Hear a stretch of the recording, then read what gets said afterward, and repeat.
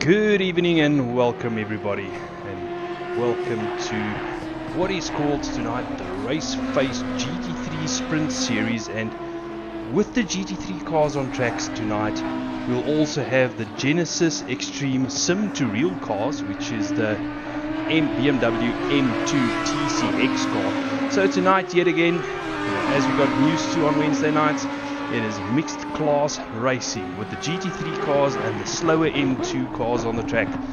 Now tonight, interesting track. We are at the Circuit of the Americas with just over 2 minutes left in qualifying. Just a little bit about this track. It's a track yet again of two halves. It's got that long back straight, and then it's got sector 1, sector 2, which is tight and twisty, which is certainly going to make, passing very interesting between the GT3 cars and the M2 cars. Just quickly having a look at the qualifying, the M2 cars have already been out. They did the first 10 minutes of qualifying. The GT3 cars did the last 10 minutes, or they are busy doing the last 10 minutes. Now, in terms of the M2 qualifying, in first place we have Tariq Adams, followed by Christopher Radloff, Hannes van Beek in third place, fourth place Ryan Ottens, and then in fifth place Kurt Glaschken. Now currently GT3 cars on track.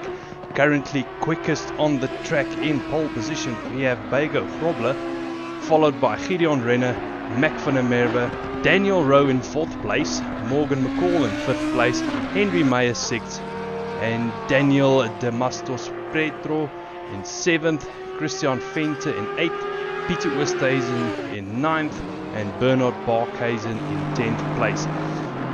Just over a minute left of qualifying. Let's see if those positions can change before the end of qualifying. Tonight, 45-minute sprint race. There's no pit stops, nothing.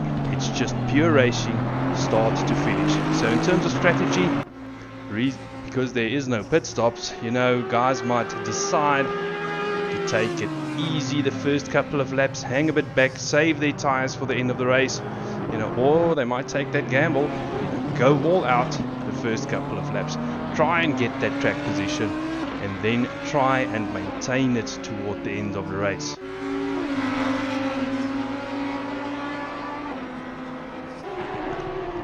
"30 seconds left now of qualifying. Bego Grobler still in first place with Gideon Renner in second, as they fight their way around the track, trying to get the best lap time possible. In a sprint race like this, track position extremely important. So that pole position, or getting into that first corner first, that is extremely important. Currently we're watching Mac van der Merwe going around the track, seeing what time he can post in the dying second of qualifying. Qualifying is now officially over, so the drivers will be allowed to finish this lap, but unfortunately no more laps for them. So this is absolutely last lap.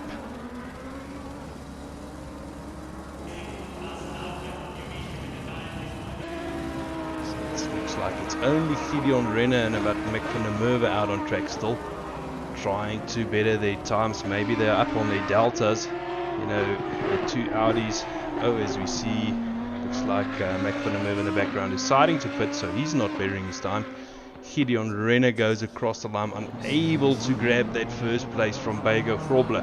So ladies and gentlemen, that is qualifying.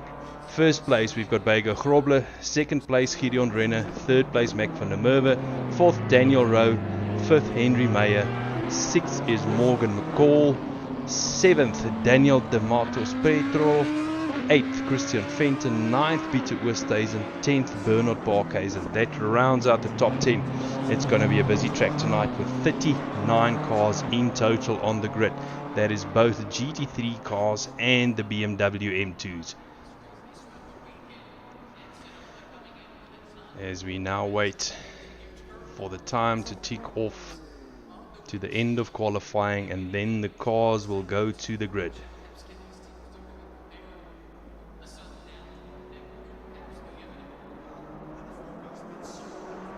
You're sitting now there in the car and you're just having a look at that clock ticking down.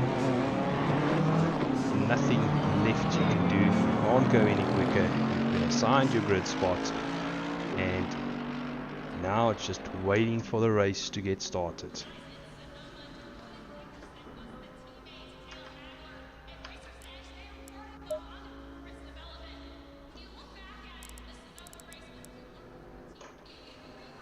Right, now the cars are lined up on the grid. 1 minute and 50 seconds to go before the race starts. Now, this is normally the time where, you know, I tend to get quite nervous as I sit here on the grid. All that you can do is you can watch that clock run down. As I said earlier on, it's not a sprint race, or it is a sprint race, sorry. There's no pit stops involved. So, you know, there's no setting up of pit stops in the car or any of those type of thing. You fueled yourself to the end of the race.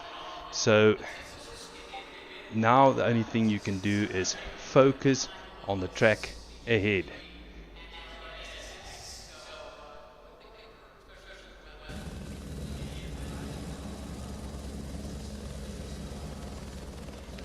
As we watch Morgan McCall in first place, Bago Grobler alongside him, Gideon Renner just behind, and Mac van der Merwe there in shot. You know, these are the guys that are going to try and get into that first corner first. In a sprint like race like this, it is extremely valuable that you can get into that first corner first. You've got a clear track behind you or a clear track in front of you, you know, and no cars in front of you, and you know, you can just put your head down and try and keep the rest of the field behind you. With the rest of the guys, the mid-pack guys, as we move down further in the field to 10th place, Grant Sebastian, you know, mid-pack, or not entirely mid-pack, still top 10, you know, in the middle of the pack, things can get extremely busy, and you know, there is sometimes, not that there isn't in the front, but in the mid-pack, you know, there is sometimes a bit more of a chance that, you know, contact can take place.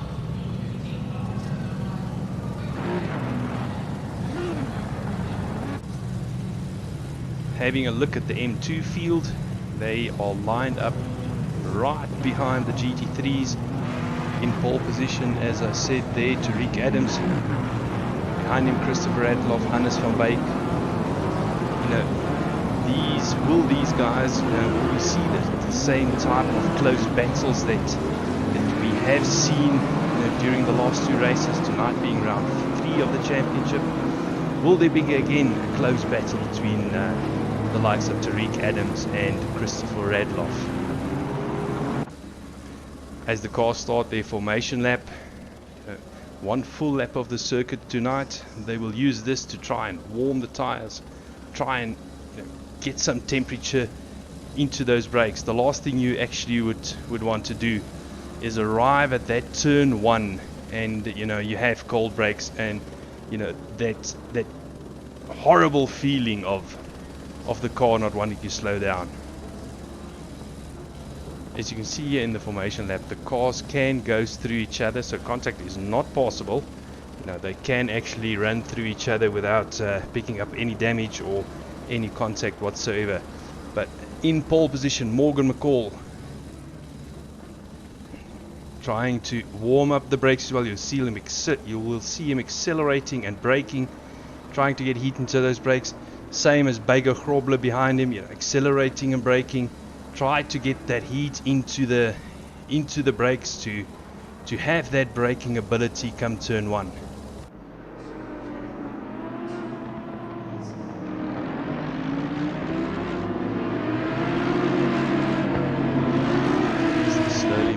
Way around the track. This is now go time. Here you will see that long back straight.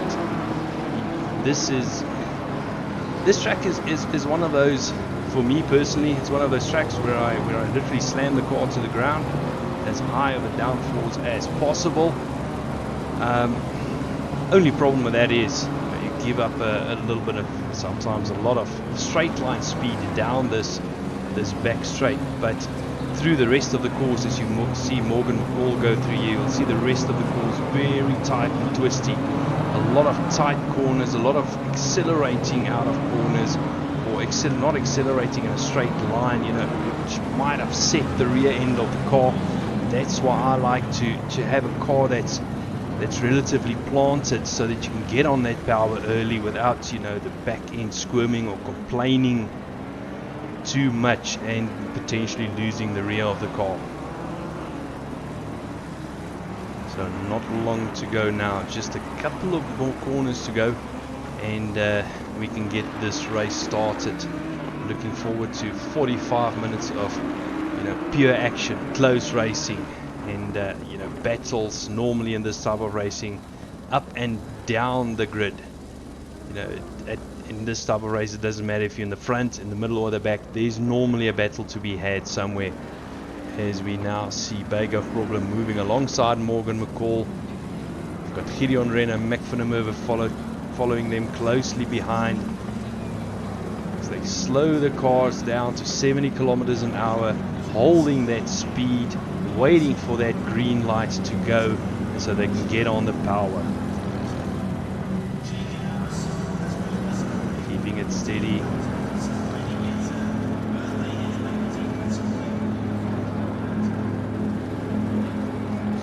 Across the line, green light, and we have go. Morgan McCall getting an awesome start. Bego Grobler not getting that started, which allowed Gideon Renner to pass him. Bego trying to go around the outside, as we see Morgan McCall with a clear start there. The cars go around the track. We've got Morgan McCall in first place, Gideon Renner second, Bego Grobler having dropped down to third, but Daniel Rowe has moved up into fourth position. Excellent start there by Daniel Rowe. Have a look, Morgan McCall clear out in front, but followed closely behind by Gideon Renner. Looks like it's been a fairly clean start so far.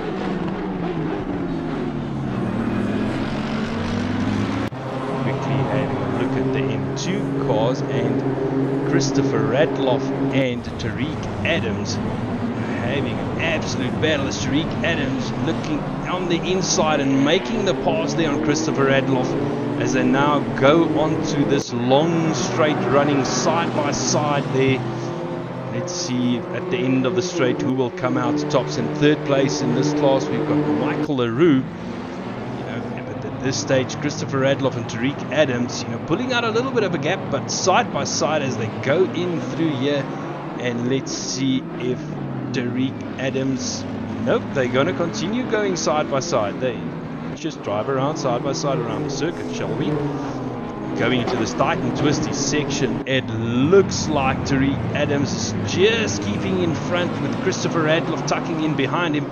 But I'm sure Christopher Radloff will look at, you know, getting back that first place as soon as possible. As you said, not a long race this, so you know, there's no time to settle in and, you know, play the long game. 45 minutes is not a long time for racing. It goes by fairly quickly. Out in front, Morgan McCall has opened up a little bit of a gap over Gideon Renner, with Bego Grobler in third place, and then followed by Daniel Rowe in fourth place.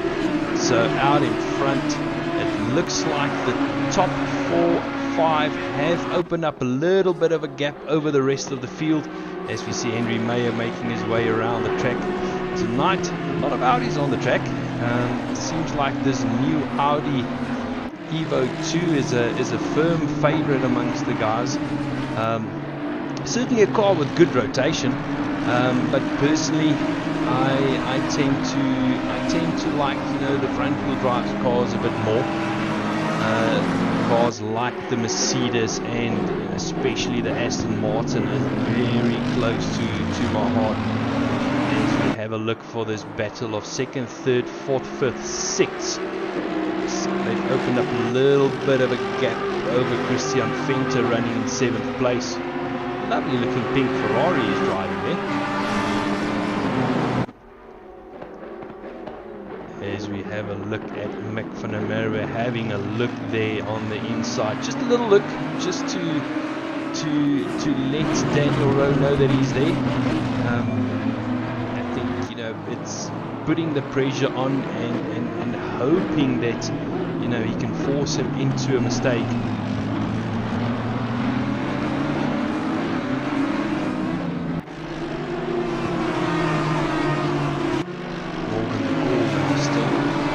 Slowly but surely he's starting to open up that lead. You can see from this helicam shot, currently only him in the frame.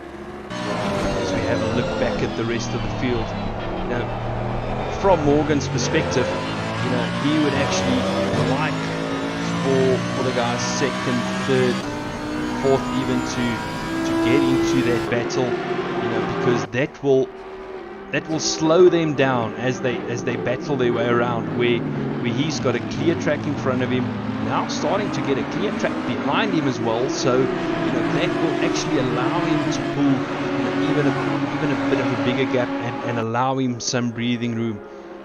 As I've said a couple of times before, there's no pit stops involved, so there's no question of undercutting, overcutting or anything like that. So it's pure racing start to finish. Have a little look back at Bernard Barkhuizen. He's also involved in a battle with Peter Oosthuizen for 8th and 9th place, and Christian Venter just a short way up the road from them, as Bernard Barkhuizen has a look on the outside. He's doing the switch back. He's going to have a look on the inside here, trying to get the pass done. But what will happen now is that Peter Oosthuizen will have the slipstream as they go down the straight here. This moment, at this stage, they are running side by side as they go down this long straight. You can see, looks like the Audi's got a little bit of drive over that McLaren. Maybe the Audi running a little bit less rear wing, but no, Peter Oosthuizen says, as he runs wide there, and that allows Bernard Barkhuizen to come back at him. And it looks like we're going to have a lot of side-by-side action tonight as the cars go around the track. We've seen it, you know, a little bit earlier in the M2s, but the GT3's not afraid to go side by side around the circuit of the Americas. A little bit further down the field, we've got Nicolas Manuel, and he's in a battle with Daniel de Matos Pretro. Sorry, I always struggle with his surname, so please, I apologize for that one. I'm going to get it wrong numerous times still. And just in front of them is Grant Sebastian. So this is the battle for 10th, 11th and 12th place. With 13th place Bernard Renner not far behind them. So have a look down the track. You can see, you know, with only 7 minutes gone in this race, the cars are still running very close together. So we have a look at Bernard Renner battling with Nicolas Manuel. Let's have a quick look down the track at the M2s. Still we have Tariq Adam and Christopher Radloff. They've again pulled out a little bit of a gap. Ryan Otten's in third place. So at this stage, Christopher Radloff and Tariq Adam, they've pulled out a little bit of a gap. And you know, we've seen some very close battles between them in the previous two races. We look down the track there, we can see that gap that they've pulled off. It looks like Tariq at this stage have pulled out a little bit of a gap over Christopher Radloff, but we can expect Christopher to close that gap up again and get right on that rear bumper of Tariq Adam. Looking at Alan Patterson, currently running in 27th position. He must have had a bit of a mishap earlier on, because it looks like at this stage Alan is having a bit of a lonely race out in front. As we have a look at Darren Miller, we just missed that off. We see a sideboard lying on the track, so he must definitely have had an off in that Lamborghini of his. Unfortunately, we missed that one, but that has allowed Alan Patterson to close up to Darren Miller, so Alan not that far behind him. As we move our attention back to the front, Morgan McCall he's starting to open up even a bigger of a gap at this stage. You know, that allows him to be in that clear air and start, you know, you start to worry less about what is happening behind you. You have a look at Daniel Rowe just in front of him, Gideon Renner coming through, and Mac van der Merwe not far behind, followed by the rest of the field like Bego Grobler, Henry Meyer behind him, Christian Venter also there in the background. So still fairly close battle. Now Daniel Rowe is gonna try and close that gap to Gideon Renner in front of him. I'm sure, you know, Daniel would like to, if he can, get past Gideon as soon as possible and start chasing after Morgan, which is at this stage, you know, pulling out quite a sizable gap in the front there, I would say. So we see that signboard still lying there on the track. Cars will try to avoid that. Fortunately, it's not exactly in the racing line, so that shouldn't be too big of an issue. So we see Daniel Rowe closing up right behind Gideon Renner. Slowly but surely closing that gap. Looks like Daniel's a bit later on the brakes there, which allows him to close up, trying to get that power down. Now through this section, Daniel closes right up there, but through this section that's tight and twisty, the car running behind, which is Daniel Rowe at this stage, you know, will tend to pick up a bit of aero wash, and it will cause the front of the car to understeer a bit, and, you know, can upset the handling as well.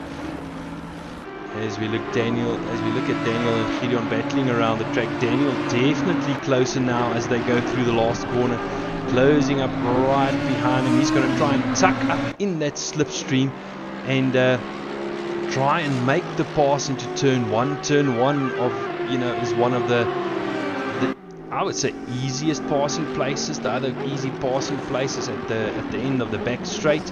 Rest, as we see Daniel Rowe going up the inside as they go side by side, but it looks like Daniel has made the pass stick. Still side by side. No, they're going to go side by side through the S's, but Daniel with his nose just in front, and now into second place with Gideon Renner running third. Aiming at just a little bit of a look further down the field, we've got Bego Grobler and Henry Meyer battling it out, with Mac van der Merwe not far in front of them. But Bego Grobler and Henry Meyer having a proper battle here, running extremely close. I think what Henry might be wanting to do, well, he might not even wait until the back straight.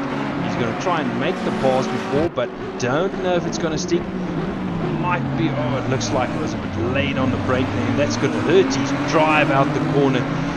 Let's see, well, he's straight up the slipstream. He hits that signboard, and he's going to go side by side with Bego Grobler as they go down the straight. As you see there, who's got the least amount of rear wing and who's got the better drive? Looks like the Audi's got a little bit of an advantage over the Aston Martin as he makes the pass stick and gets the pass done on Bego Grobler.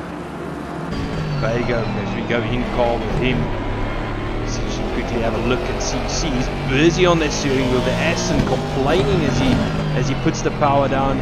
As I said, Circuit of the Americas has got a lot of corners. Oh, as we see Henry Meyer running wide and going over the curves.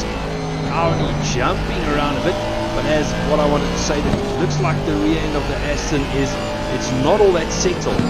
Bego Grobler, you know, struggling a little bit to get that power down as he came out of that corner. He's going to try and fight back at Henry Meyer, trying to get into that slipstream again and try to make that pass. Let's quickly hang with him and see what happens at turn one. At this stage, I don't think Bego Grobler is close enough to make that pass stick at this stage, as he follows Henry Meyer around one more time, maybe trying to line him up for a pass a little bit later into the lap. Just switching over to Bego Grobler now with Gideon Renner not that far behind. Daniel Rowe is not able to pull away from Gideon Renner. They have opened up somewhat of a little bit of a gap as we now see them starting to lap the M2s. this is now going to get interesting. With 14 minutes, well, as we see Henry Mayer running a bit wide there, he's really trying to keep up with Bago.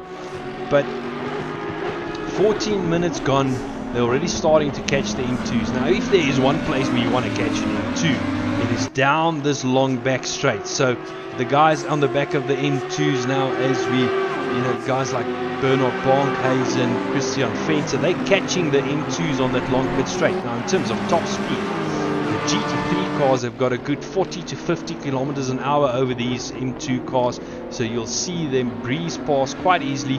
This is where you want to catch them, down this long back straight, or even on the pit straight, where you can pass them without really losing any time.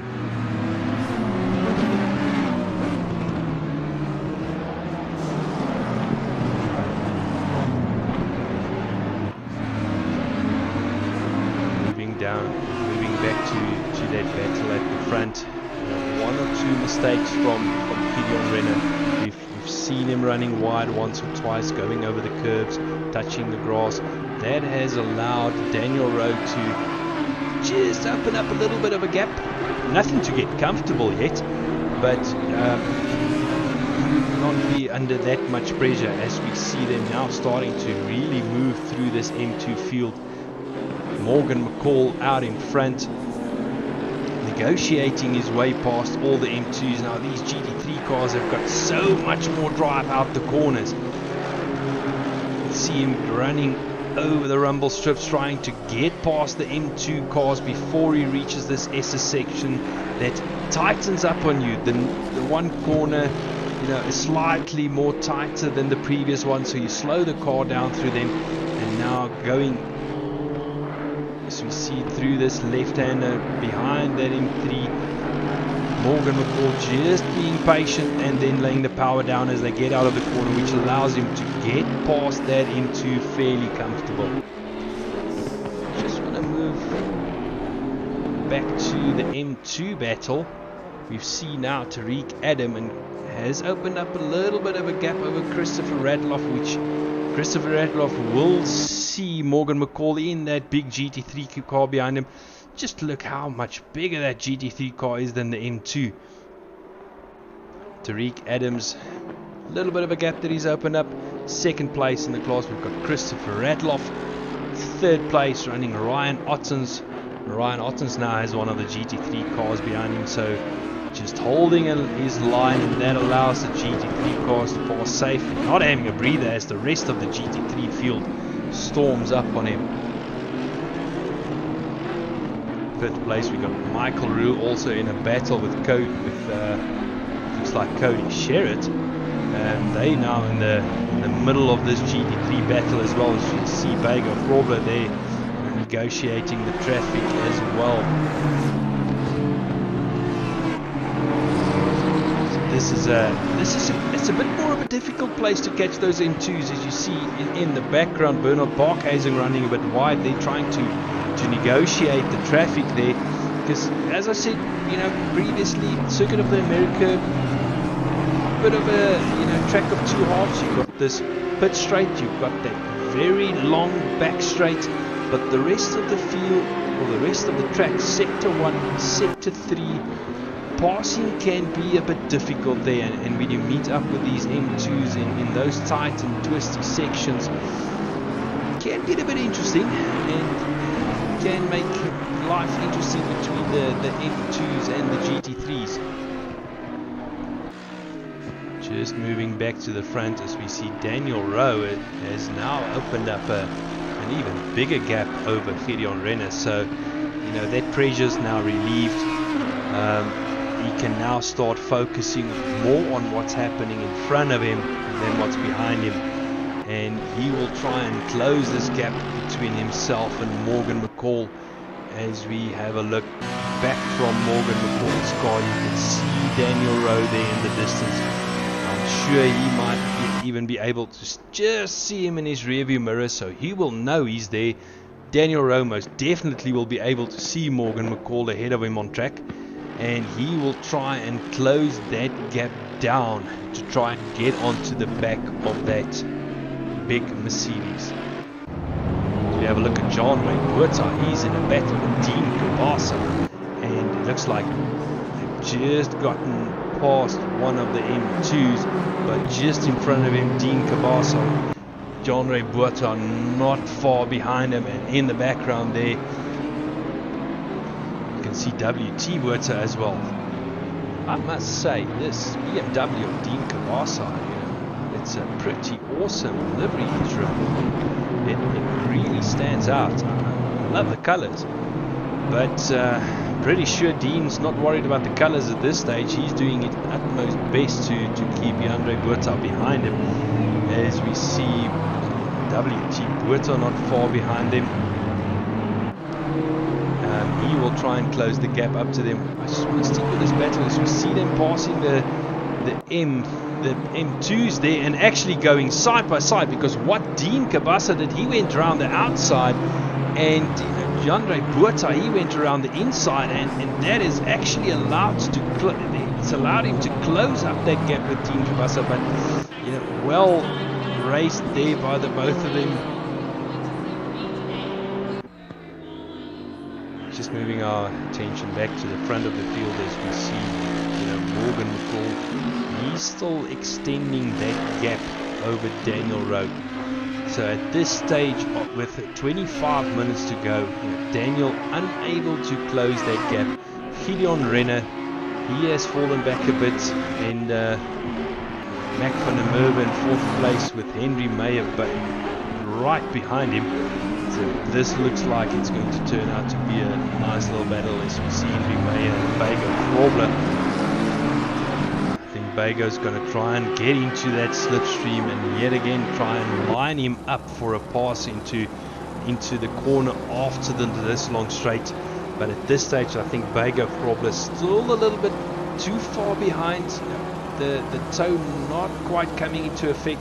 So he's made up a little bit of a ground, but not enough to make that pass stick. As we go in car, I just want to go in car with Bago to see what this Aston does through this section. Remember the previous time we went in car with him, it looks like the Aston was struggling a bit for rear end grip. So really reset the steering wheel, but it looks like the Aston is behaving itself at this stage. So a little bit of a twitch on that steering wheel, so the rear end of the car complaining a little bit. Now, this second to last corner is always a corner that I struggle. I tend to go wide and tend to go over the track limits, and it has cost me dearly. So, Bago Frobler lining up Henry Meyer for another lap, and unfortunately he was not close enough to go for a pass on this lap. I'm sure Henry Meyer will be watching him. As we see Henry Meyer back in stepping out there a little bit, and that has allowed Bago Frobler to go side by side with him, and Henry Meyer cutting off that nose of Bago and just saying, nope, you're not coming through this time. You'll have to follow me through this section one more time before you're going to try and pass me.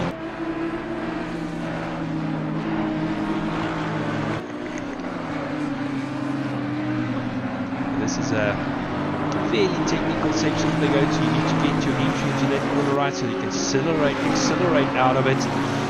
Don't lose too much drive as we see Bago Frobler closing right up to the back of Henry Meyer. He's certainly a lot closer this time. He will try to get onto that power early, and although it looks like Henry Meyer got a brilliant exit out of that corner, and yet again Bago Frobler losing a bit of time. Unable to close down on that Audi and try and make the pass this time. So yet again he will have to follow him through this section. Quickly having a look at our M2 class. We've got Christopher Radloff just letting Alan Patterson pass there. He's pulled up a bit of a gap over Ryan Ottens, which also now has one of the GT3 cars passing him. Well done, holding the line GT3, keeping to the inside.